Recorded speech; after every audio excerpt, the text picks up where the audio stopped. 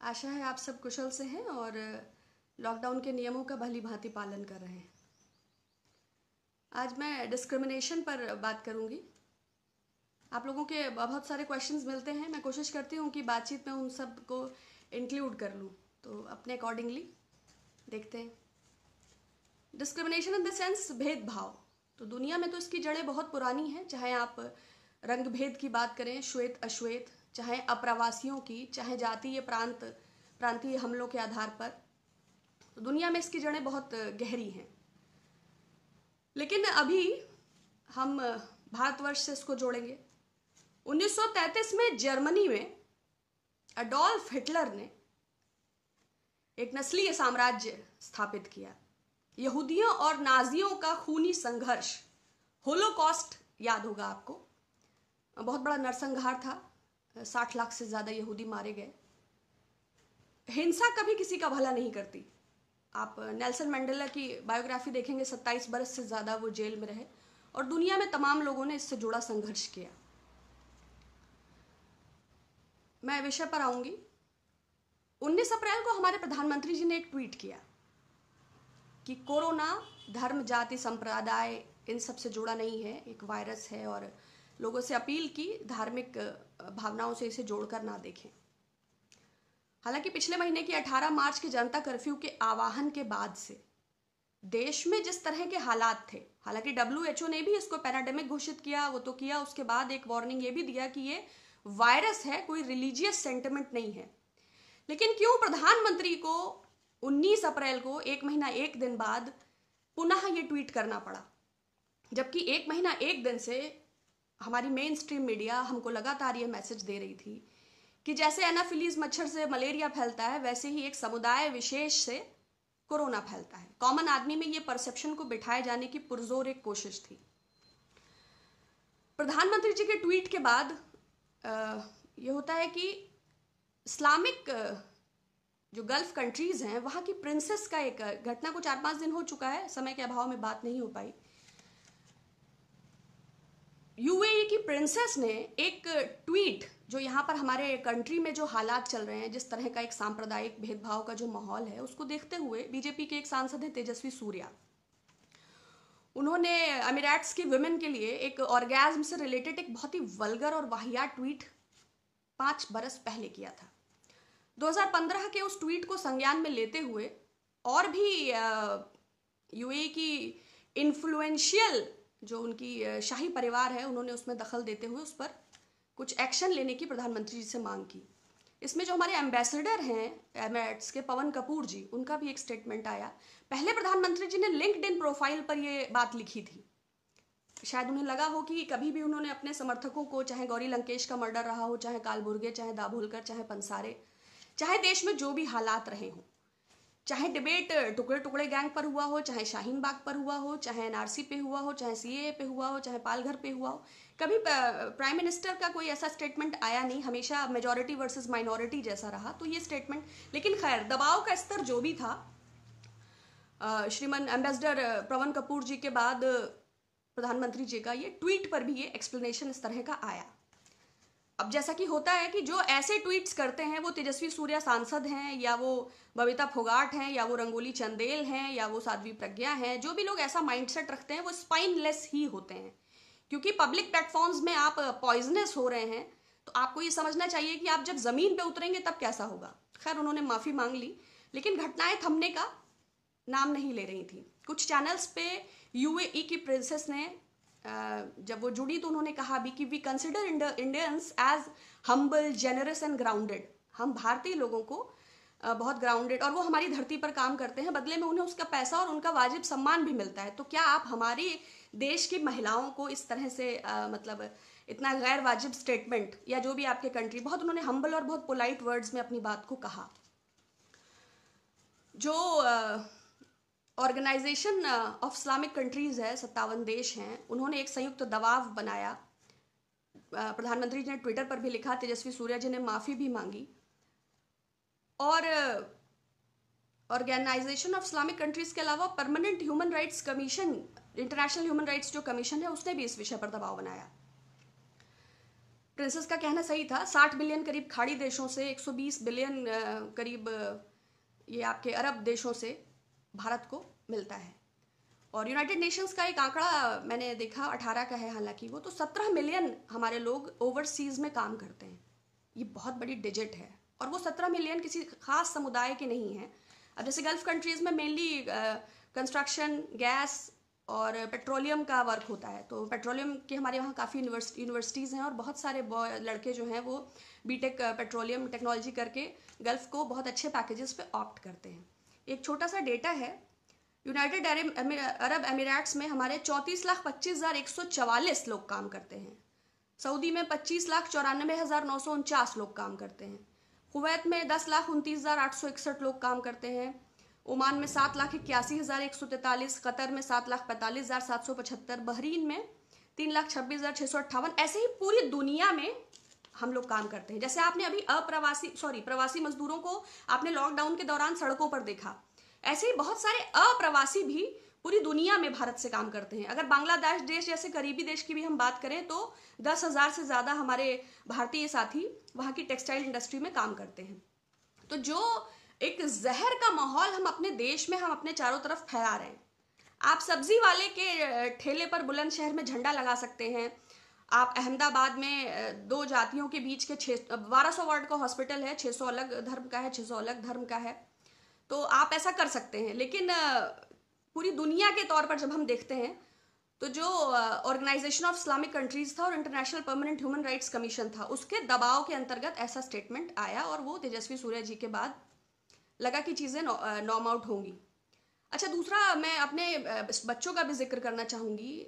GRE, GMAT, टॉफल, set, ACT, बहुत मेहनत से, बहुत पढ़ाई करके, बहुत मुश्किल से सिलेक्शंस होते हैं, फिर पासपोर्ट, वीज़ा, फिर एजुकेशन लोन, बहुत कठिन परिस्थितियों का सामना करके हमारे जो छात्र हैं वो दुनिया के 90 देशों में, तो मिनिस्ट्री ऑफ एक्सटर्नल अफेयर्स के डेटा के मुताबिक 7,52,755 हमारे छात्र दुनिया के 90 देशों में पढ़ते हैं।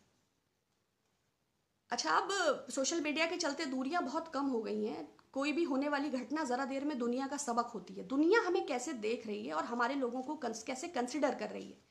हमने भीड़ में घेर के कुछ लोगों को मार दिया, जिन्होंने मारा उनको माला पहना दिया, लेकिन हमें ये भी समझना चाहिए कि जिसका करवा यहाँ रख रहे हैं और व्हाट्सएप पे जिस पेट्रोलियम इंजीनियर की वाइफ अपना करवा खोल रही है, अगर उसको कल को वहाँ किसी ने काट के फेंक दिया या समुंदर में बहा दिया, या वो हमारे बच्चे जो लाखों 7,52,755 बच्चों में कोई 2-4 बच्चे भी किसी भी नस्लीय भेदभाव या जातीय या प्रांतीय घटना के शिकार होते हैं, तो उसका दर्द कैसा होगा। देखिए, मदर चाहे कमलेश तिवारी की हो और चाहे वो अम्मी नजीब की हो, उसका दर्द तो एक जैसा होता है। कल हमारे प्राइम मिनिस्टर ने UAE और फिलिस्तीन बात किया, और हमारे विदेश मंत्री जयशंकर जी ने बहरीन, इजिप्ट और गल्फ की कुछ कंट्रीज़ में बात किया। ये कल की बात है। प्रधानमंत्री जी ने बात किया या हमारे विदेश मंत्री ने बात किया, या उन्हें ये जस्टिफाई करने की कोशिश किया कि इंडिया में कोई ऐसा इस्लामोफोबिक एनवायरनमेंट नहीं है। लेकिन फिर भी हमने दुनिया में जो हमारे लोग हैं उनके लिए परेशानी तो पैदा कर ही दी है, क्योंकि जो वो दूर से देख पा रहे हैं और जो हालात वास्तविक हैं, तो हम किसको किसको जस्टिफाई करेंगे। इसीलिए मैंने होलोकास्ट का एग्जाम्पल दिया, नाजी का दिया, यहूदी का दिया, और दुनिया के और रंग भेद और जातीय प्रांतीय हिंसा की बात की। तो अभी विदेश मंत्री बात कर रहे हैं, प्राइम मिनिस्टर ने ट्वीट किया है, आज प्राइम मिनिस्टर ने मन की बात की है, तो उसमें भी कुछ बातों को रमज़ान से कहा। लेकिन बीते एक लंबे समय से मेन स्ट्रीम मीडिया जिस तरह का माहौल बना रही है, बल्कि हम हमारे गृह मंत्री को कहेंगे कि 27 दिसंबर को उन्होंने स्टेटमेंट दिया दिल्ली की एक रैली में, टुकड़े टुकड़े गैंग, किसी ने RTI फाइल किया, उसने टुकड़े टुकड़े गैंग के बारे में इंफॉर्मेशन मांगा, तो उसके मेंबर्स का कोई पता उसे RTI के माध्यम से नहीं मिला। फिर 26 जनवरी के आसपास उन्होंने एक और स्टेटमेंट दिया कि शाहीन बाग में बटन इतना ज़ोर से दबाओ कि करंट शाहीन बाग में लगे। फिर 28 को अनुराग ठाकुर का स्टेटमेंट आता है कि गद्दारों को गोली मारो। फिर 29 को प्रवेश वर्मा का स्टेटमेंट आता है। देखिए, मैं गिरिराज सिंह या साध्वी प्रज्ञा या कपिल मिश्रा या मैं किसी को जस्टिफाई या किसी के बारे में नहीं कहना चाहूँगी, लेकिन जो ये पॉइजनस एनवायरनमेंट है, तो इससे इसका शिकार कौन हो रहा है? इससे इससे किसको मुश्किल आने वाली है? अगर हम अमेरिका की बात करें तो जो नई इमिग्रेशन पॉलिसी आई है, तमाम लोगों के सपने टूट गए। जैसे ही लॉकडाउन ओवर हो रहा है, ना अप्रेजल्स हैं, ना हायरिंग है, सिचुएशंस बहुत अजीबोगरीब हैं। जैसे ही विमान चालू होगा, तो जैसे लॉकडाउन में आपने सड़कों पे मजदूर देखे हैं, वैसे ही आपको वापस आते लोग दिखेंगे। तमाम कंपनीज ने बिना वेतन के लोगों को रिवर्ट किया है। तमाम देशों से हमारे लोग वापसी करेंगे। और अमेरिका में भी चाहे वो एकोमोडेशन हो, चाहे वो सेल्स हो, चाहे रिटेल हो, रियल एस्टेट हो, हॉस्पिटैलिटी हो, इंडस्ट्रीज हो, बहुत सारे सेगमेंट्स में हमारे लोग काम कर रहे थे जो मुश्किलों में हैं। और जो ये एक एनवायरनमेंट देश के अंदर है, उसके चलते जो हमारी इमेज है, भले हमें गलत फहमी है कि हम जगत गुरु बन रहे हैं, हम विश्व शक्ति बन रहे हैं, बट वास्तविकता इसके विपरीत है। हम जो लोग हमारे बाहर हैं उन्हें खतरे में डाल रहे हैं। दूसरा मैं बात करना चाहूंगी, एक डेटा है 2014 से, ये जो गौ रक्षा सांप्रदायिक हमलों को लेकर गृह मंत्रालय का एक डेटा है। सांप्रदायिक हिंसा में 2014 में 644 घटनाएं हुई, 2015 में 751 घटनाएं हुई, 2016 में 703 घटनाएं हुई। इसमें सिर्फ गौ रक्षा के नाम पर ही 2014 में 18 गौ रक्षा 87 केसेस टोटल दर्ज की गए, जिसमें 50% विशेष समुदाय और 20% दलित। 2015 में 12 घटनाएं, जिसमें 48 लोगों को अधमरा कर दिया गया, 12 लोगों की मृत्यु है। 2016 में 24 लोगों की मृत्यु हो गई, ये हम गौ रक्षा के नाम पर बात कर रहे हैं, और 58 लोगों को अधमरा कर दिया गया। 2017 में 37 लोगों की मौत हुई और 152 लोगों को अधमरा कर दिया गया। देखिए, चाहे अखलाक हो, चाहे रकबर हो, चाहे पहलू खान हो, चाहे सुबोध सिंह हो, चाहे टोटल 4 वर्षों में 134 लिंचिंग है। पिछले 1.5 वर्ष का मेरे पास डेटा नहीं है। तो जो हालात हैं, प्रधानमंत्री जी ने कल बात किया, विदेश मंत्री बात कर रहे हैं, राजदूतों ने बात किया है, लेकिन जब मुश्किलें और मुसीबतें आएंगी तो हमारे और आपके बच्चे और परिवारजनों पे आएंगी। तो हम लोगों का भी ये निजी दायित्व है कि हम समाज में सामंजस्य बनाए रखें। अगर हम हिंसा को बढ़ावा देते हैं, अगर हम व्हाट्सएप यूनिवर्सिटी द्वारा फेक और फोटोशॉप्ड चीज़ों को आगे फॉरवर्ड करते हैं, अगर हमारे चलते पूरी दुनिया में कहीं भी कोई जो पढ़ने लिखने गया है, जो अपने परिवार की रोजी कमाने गया है, उसके ऊपर कोई हिंसा होती है, तो हम भी उसमें जिम्मेदार हैं।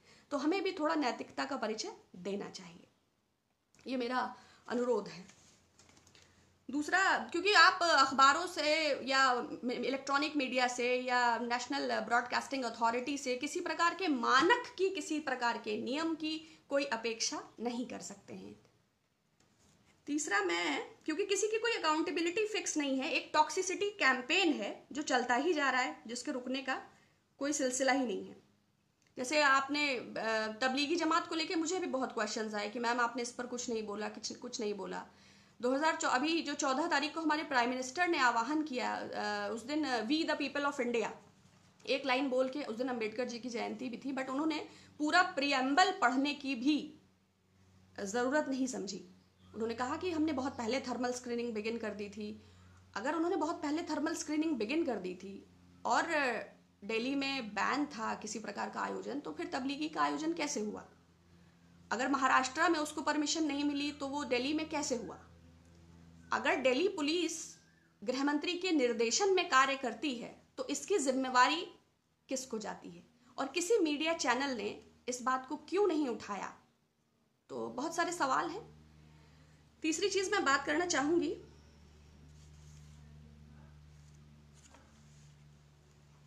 और इस दौरान हमने बहुत सारे फर्जी वीडियोस भी देखे। बहुत कोई पाकिस्तान का हो, कोई निर्वस्त्र होकर नर्सों के सामने है, कोई थूक रहा है, कोई एक बाढ़ है, उससे संभल के रहिए।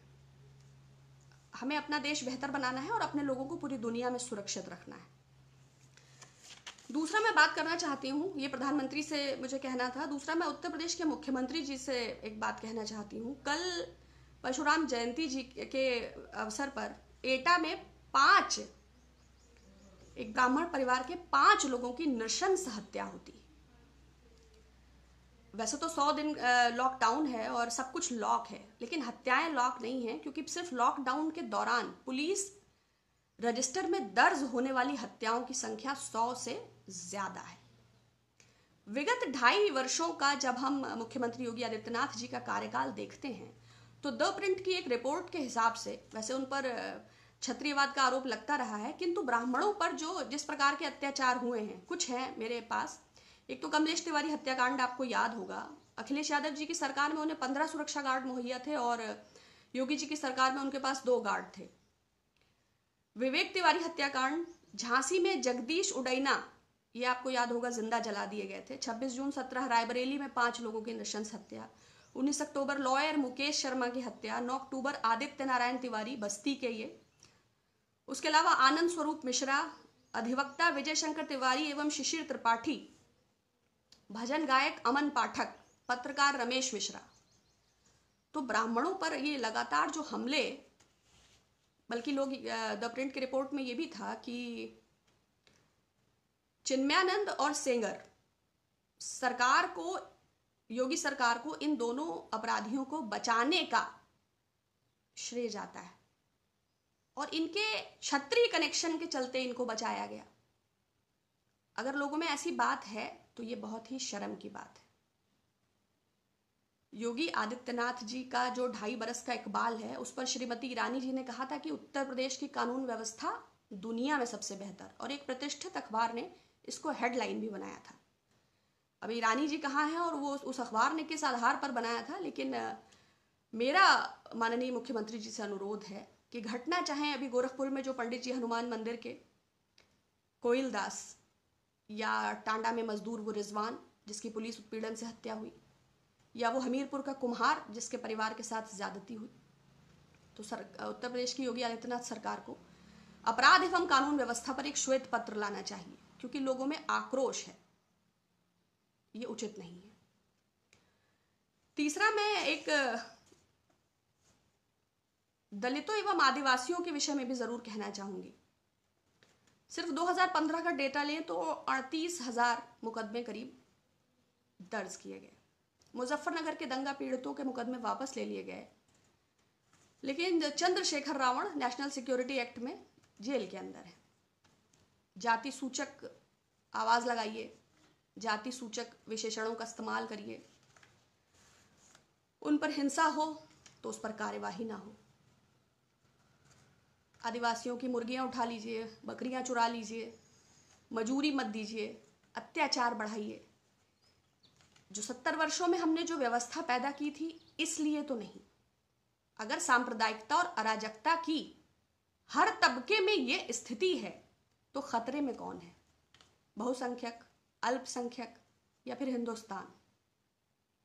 तो ये सोचने का विषय है, इस पर जरूर विचार करना चाहिए, मुझे लगता है।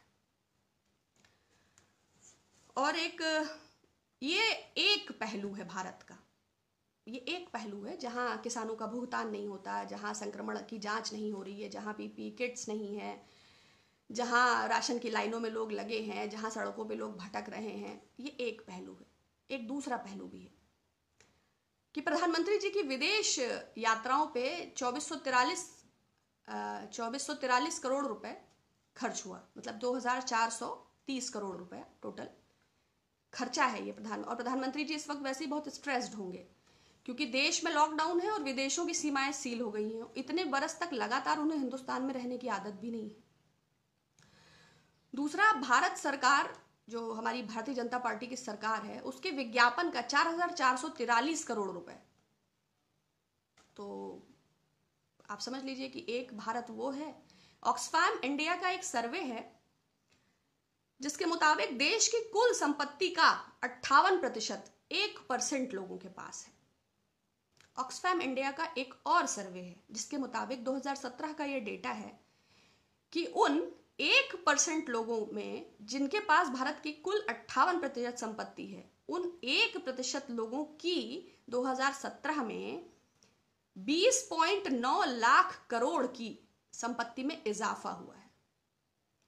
जब उस 1% की संपत्ति में सिर्फ 2017 में 20.9 लाख करोड़ का इजाफा हुआ है, तो ऑब्वियस सी बात है कि बेटी की शादी में बियॉन्सी आएगी और बेटे की शादी में मरून 5। ये विसंगति है। लेकिन खैर, अपना मास्क खुद बनाइए, अपने आप योग करिए, आत्मनिर्भर बनिए, इधर उधर थूकिए नहीं, संक्रमण से सुरक्षित रहिए, 2 गज का कॉन्सेप्ट फॉलो करिए, देश हित में योगदान करिए, समय पे टैक्सेस पे करिए, और लोगों को रोजगार दीजिए, वृद्धों का ध्यान रखिए। देश हम चला लेंगे, देश की परेशानी मत लीजिए। एक तरफ ये सब चल रहा है कि किट्स नहीं है, दूसरी तरफ फेसबुक, मार्क जुकरबर्ग ने जियो में 43,574 करोड़ का इन्वेस्टमेंट किया है। ये भी हमारा ही भारत है। विपक्ष के तमाम बार कहने के बाद कि 20,000 करोड़ का जो ये नई संसद और राजपथ के ब्यूटिफिकेशन का सेंट्रल विस्टा प्रोजेक्ट है, इसको रद्द किया जाए और इस पैसे को मध्यम वर्ग को कोई मतलब 1 महीने की मेंटेनेंस भी माफ नहीं है। इलेक्ट्रिसिटी और बाकी चीजों को तो आप छोड़ ही दीजिए। 1,20,000 करोड़ का बुलेट ट्रेन का प्रोजेक्ट है। एक तरफ रोड ही नहीं है, दूसरी तरफ ये योजनाएं हैं। एक तरफ BSNL, MTNL और देश के तमाम संसाधन बेच दिए गए, दूसरी तरफ LIC संकट में खड़ा है, बैंकों की अव्यवस्था की दुर्व्यवस्था ये है, और दूसरी तरफ प्रोजेक्शन ऐसा है। तो हकीकत और तस्वीर में कितना फर्क है। तमाम उम्र ही खता करते रहे, धूल चेहरे पर थी, आईना साफ करते रहे। तो थोड़ी चीजों को अच्छे से गौर करें और एक अच्छा और शांति प्रिय माहौल बनाने में मदद करें। इन्हीं शब्दों के साथ मैं विराम देना चाहूंगी। ये कुछ डेटा और कुछ विषय था, और मैं सिर्फ डिस्क्रिमिनेशन पर ही बात करना चाहती थी। आप सबका बहुत शुक्रिया, बहुत आभार। जब तक हम एक दूसरे के विचारों से सहमत हैं, तब तक बहुत अच्छी बात है। लॉकडाउन ओवर हो जाएगा, शायद आप भी बिजी हो जाएंगे और